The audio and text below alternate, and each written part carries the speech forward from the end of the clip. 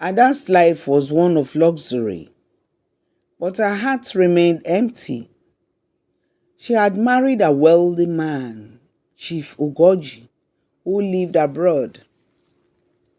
But after many years, their union remained childless.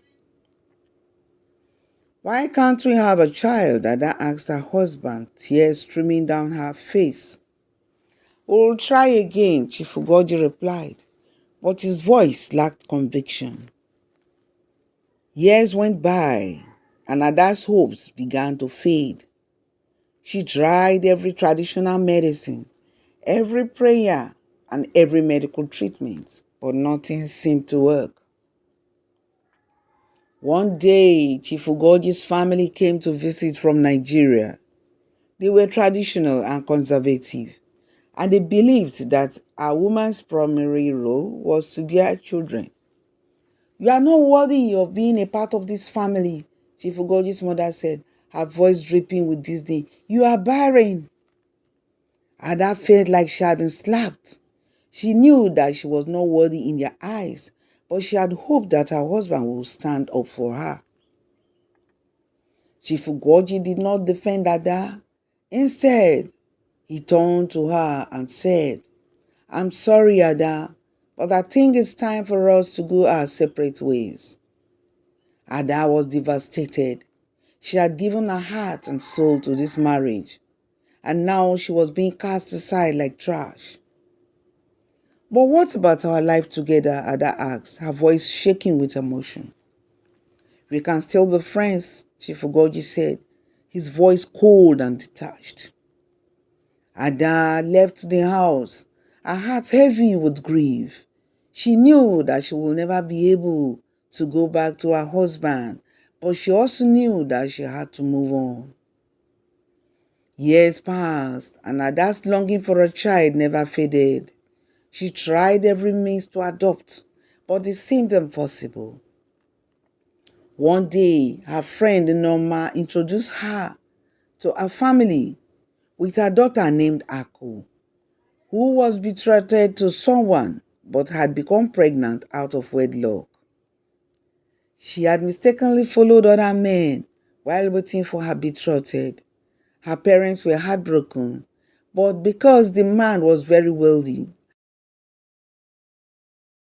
a big loss to them if Ako did not marry the man.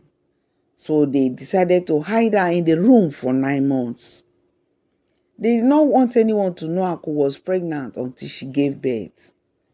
Then they will give her the baby to anyone in search for a child without people knowing about it all. It had to be a secret for the sake of Aku. They wanted to present her as a chaste and unspoiled maiden instead of the cheapskate that she was.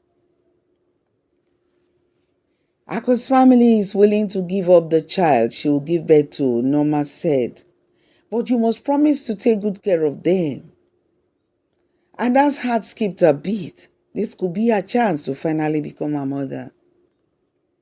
Aku gave birth to twins, to the surprise of a family who was not expecting it at all because they never went to any medical place as they hid Aku in the house.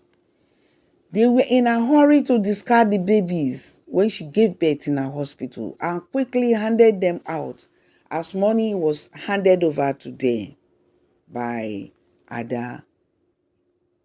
Ada took the babies in, a boy and a girl, showering them with love and wealth.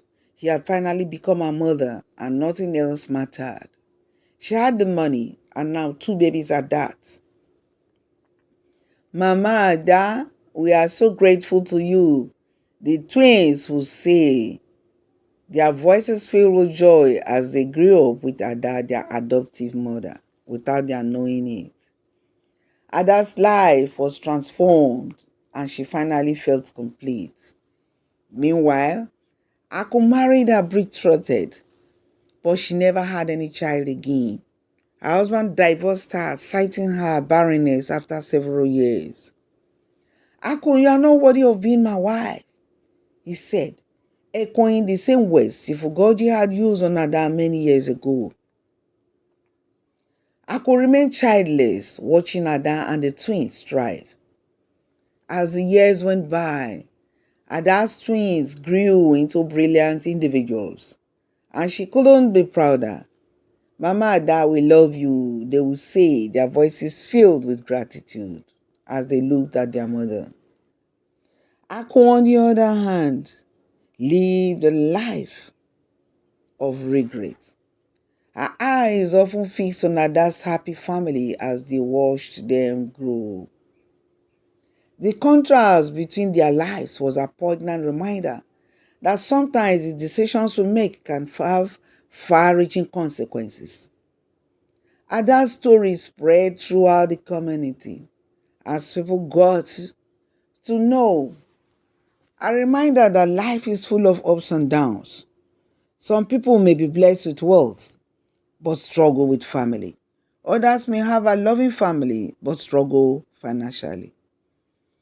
Ada's story showed that even in the darkest moments, there is always hope for a brighter future. That is the end of this story, guys. Don't forget to like, subscribe, and share the videos. Thanks for watching.